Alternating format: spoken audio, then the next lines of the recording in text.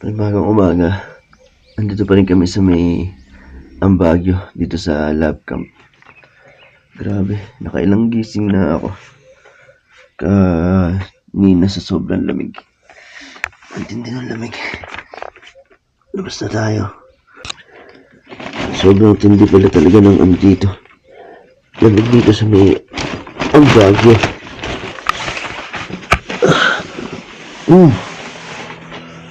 Grabe. Sobrang pag. Hindi ako makakita eh. Oo, ano? Nasalab tayo mismo ng Sea of Clouds. Grabe na yun. Kaya pala sobrang lamig.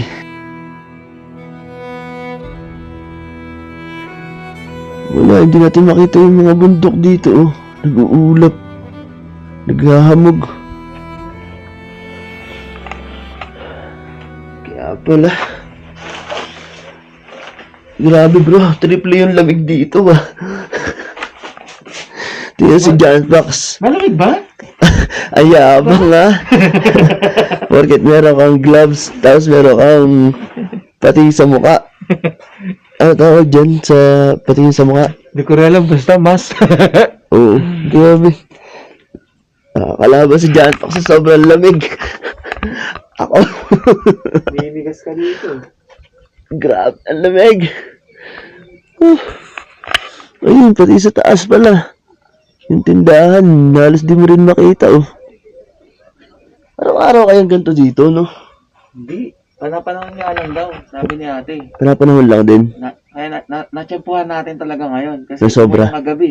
Oo nga eh. Diba? Kagabi pa lang, di ba ramdam na natin yung lamig. Nung umulan, umiihip yung hangin. Nung yung patulog na ako. Oh. Diba, sinabihan kita, parang umuusok. Oo. Pumapasok na pala yung hamog dito sa atin. Hamog na yun. Oo. Nung nakapasok na ako sa tent. Oo. Hindi ko na nakita nung pumasok ako sa tent kagabi. Grabe, sobrang lamig. Nararamdaman niya kita kagabi. Parang hindi ka mapakali. Wala bro, ang tindi ng lamig. Yung yung sasahig pa lang, nung humiga ako kagabi, sobrang lamig na. Ramdam ko na. Ayun ako nga eh. Yung ako naman, di ko gaano ramdam. Kasi nga, dahil dito mo nalagay yung tent mo, naharangan na yung hangin. Naharangan yung hangin, lamig. Grabe. Pero napakaganda. May bagong naman experience ng sobrang lamig dito sa mismong Ambagyo. Kaya pala siya Ambagyo. Parang, Sindala din ang Baguio pagka... ay siguro ganyan nga tinawag.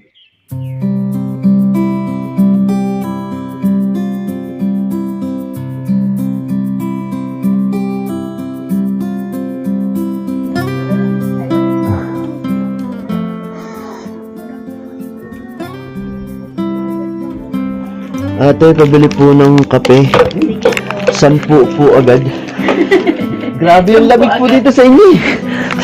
Ba't po ganito kalamig dito? Kaya po pala ito ang Baguio. Bagyo, semi bagyo. Tapos may sinasabi si ate kanina, dito daw, nagte-10 degrees po dito. Opo, nagte-tending dito. Grabe. Sabi ni ate, wala pa daw to. Oo, hindi ko kami talaga nilalamig pag ganito. Eh, Pero sila sir, balong na balong. pag nag-10 degrees po dito, ayawan na. Parang kailangan natin isang linggo rito para ma-adapt ng katawan natin Oo, yun yung alam ko. Grabe naman po. Sige po, pagbilan din po ako. Para tayo nasa tino ka. Oo nga eh. Grabe talaga yung kapal nung nung pag.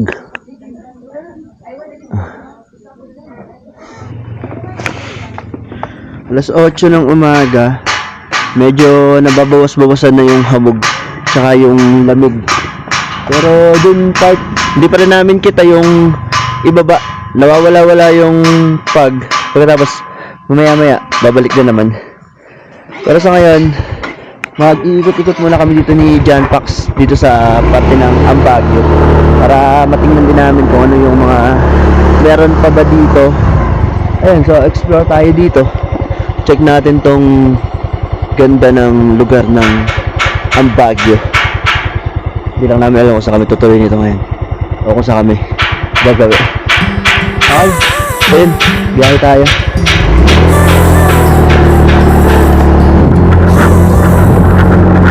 Grabe, ang lamig pa rin. Yan o. Sobrang pag pa rin dito. Nabawasan pa yan ha. Somebody close. No, I'm not one of those who is the center of attention. I'm not one of those. Nueva Vizcaya Paragliding Live Site. Dito rin pala yun. Ayun, din yun sa ano, Skyscape. Sa taas nun. Kaso sarado pa ngayon. Nire-renovate yata eh. Hindi kami nakatuloy doon kahapon. Okay lang yan. At least meron pa tayong babalikan sa susunod. Everybody else makes me feel small and dark and lost, but you're not like everybody else. Barangay Dulili, Sitio Duliti, Langak, Ladew. Dito daw, poblasyon pababa. Kaliwa tayo. Oy, overlooking. Bundok na naman. Puno ng hamog sa taas. Yun o. Grabe. Sarap ng umaga natin, no? Napakasarap gumising sa umaga pagka ganito yung mga nakikita mo, no? Nature, tahimik, payapa, puro mga puno, mga halaman, mga kabundukan, tsaka hamog yung makikita mo o yung mararanasan mo, no? Napakasarap nung gantong umaga. Kaya masarap sa may gawin ng mga kabundukan. Sabi nila pag January, February daw talaga, yun yung mga month na malalamig dito sa part ng kabundukan na to. Gawi ng Nueva Vizcaya, parte ng Benguet, Baguio. Ayan, kaya talagang maraming mga sea of clouds yung makikita mo.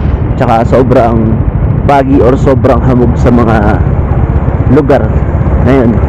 Ayan.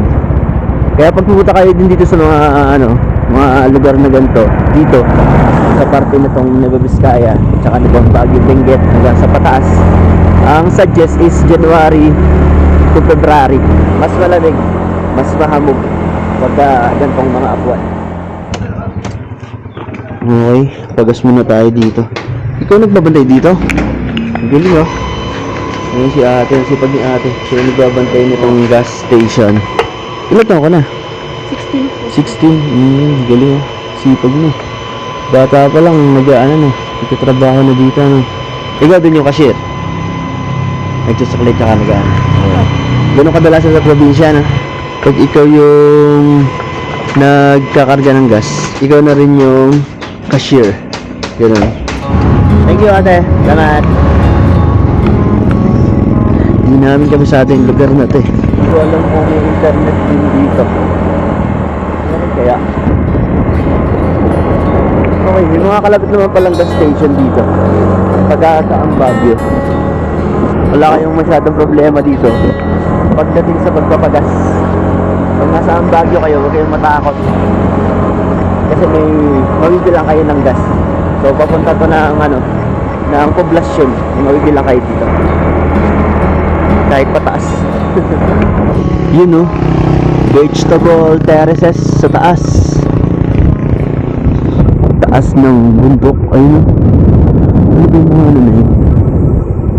Ito din. Yung mga gulay din dito. Tapos dun, ang dami din. Ayun oh. Sa mga iba't ibang part nito. Mga vegetable terraces. Halo-halo na ata. Pati rice terraces. Ganun. Ang dami dito mga taniman ng gulay. Mababa naman tayo. Pababa naman to. Hindi ko alam kung sa baba pa nito yung pinakapoblasyon o yung hinintuan namin doon kanina ng pinagasolinahan. Parang ilog din sa may baba. Nakita ko dito. Tingnan natin. Sana maladaanan natin yun. Pero mukhang doon tayo papunta eh. Mukhang doon yung daan eh. May konting landslide dito. Ayun, galing doon sa taas. Malapit dito sa may tulay na to. May pangalan ba yung tulay na to? Mukhang walang pangalan yung tulay. Walang nakalagay. Pero may ilog din dito. Meron din siyang ilog.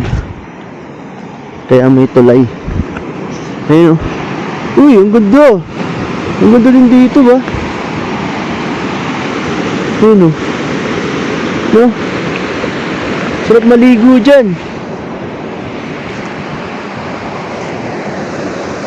Ang ganda. Malamang kadugtong to nung nakita kong ilog. Walang pangalan talaga yung tulay na to. Wala eh. Pati sa kabila wala nakasulat. Ang ganda pa naman. Ito na pala yung mga nakikita kong ano. Yung terraces ng mga gulay. Ayun oh. Marami pa yan. Kalat-kalat yun. Tara, tuloy na tayo. Tingnan natin yung ano, yung isang ilog na sinasabi ko. Baka makita pa natin. Diretso pa naman sa John Fox eh. Sana makita namin yung isang ilog na yun.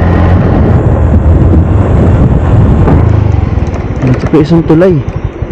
May tulay na naman. Ano pangalan ng tulay? Tay, anong tulay po to pangalan? Wang-wang. Ah, ayun sa kabila po, yung isang tulay na yun. Yun dun po. Ayan dyan, yung isa. Ah, wang-wang din. Parehas sila ng pangalan. Salamat po. Ayan, tulay pala to ng wang-wang. Grabe. Ang ganda daw yung ilog. Ang ganda oh.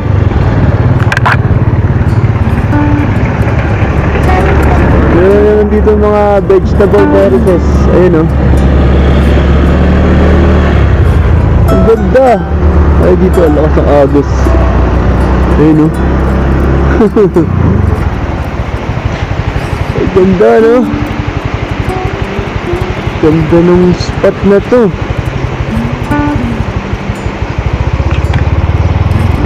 Agos nung ano, nung ilog. Ang daming ibon. Ang daming ibon, no? Ano mga ibon yan? Wow! Ang sarap makita ng mga ibon na lumilipad. Samantalang nung bata ako, bumibili pa ako ng mga ibon na hinuhuli. Ngayon, nalulungkot na ako pag nakakita ako ng mga ibon na nakakulong. Yung pinaka-ano ba? Pabunot. Diba? Sa mga piyestahan. Mga nagpapabunot tapos mayroon mga pinibenta yung mga ibon.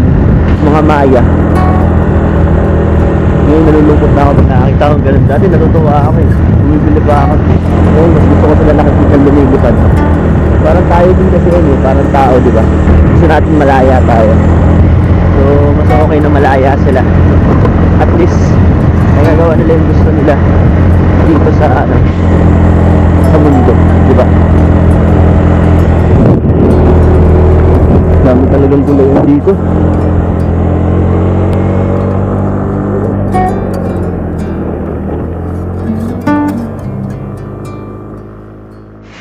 May falls dito oh. Falls na maliit. Galing dyan sa taas.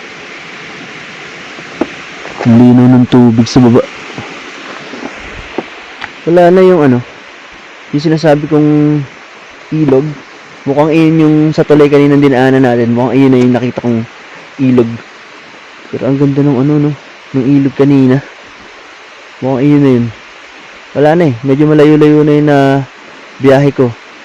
Pero hindi ko na nakita yung nakita ko kanina dun. Malamang iyon na nga yan. Kasi ito yung falls na maliit dito. Sobrang relaxing ng lugar. Hanapin natin si John Fox. Hindi ko na nakikita eh. Nauna kasi sa akin eh. Hindi ko lang alam kung dumiretso. Okay, so nandito na tayo sa may mismong poblasyon. Sakop na pala to ng poblasyon ng Ambagyo. Itong part na to. Ayan. So ito yung itsura ng poblasyon nila dito. Ayan. Magkakatapat ng mga tindahan dito. So dito sila namimili ng mga kailangan nila. So ito yung tinatawag na pinaka-merkado nila dito. Itong poblasyon niya. So hindi siya katulad ng mga poblasyon sa atin na sobrang lalaki yung iba, 'di ba? Kasi nga, kabundukan to. Ayan, no? Pero, sapat naman yung mga pangangailangan nila dito. Kasi madalang din naman yung mga kabahayan dito. Yung mismong munisipyo yata dito pa sa sa dulo. Dito pa sa diretso na to. Medyo sarado yung ibang mga tindahan dito. Siguro may oras lang yung pinakaano talaga nito. Bukas na. Kasi yun nga, hindi naman ganun karami yung dito. Mga tao dito sa taas mismo. Tsaka madalang naman yung mga kabahayan dito. Kaya siguro nga may oras. Eto, wala nang masyadong mga tindahan niya dito. Ayun, hiwa-hiwalay na din. Tapos dito sa part sa harap, mukhang wala na talaga. Yun na yung pinaka-poblasyon. Ito yung pinaka-munisipyo pala nila dito. Itong court na to. Ayan. Sa harap niya, nainis na yung mga na yan, bahay na yan. Yan yung pinaka-munisipyo nila. Ay, hindi pala. Ayun pala. Ayun, sa gilid yung pinaka-munisipyo nila. Eto, tingnan natin. Ang Baguio Town Hall. Tapos ito, police station. Ayan. Tapos pinaka-munisipyo, ito nga yata. Itong pinaka-harap na to. Ayan. So yan, tsura ng lugar dito sa mismong poblasyon ng Baguio.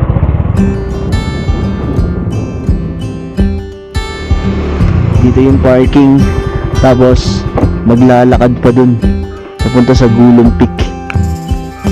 Aakyatin na namin. Hindi naman na siya kataasan kasi papanik yung namin, yung dinaanan namin dito. Tapos eto na lang siya halos. Kaya pa. Oh! Grabe. 360 yung ganda dito sa taas.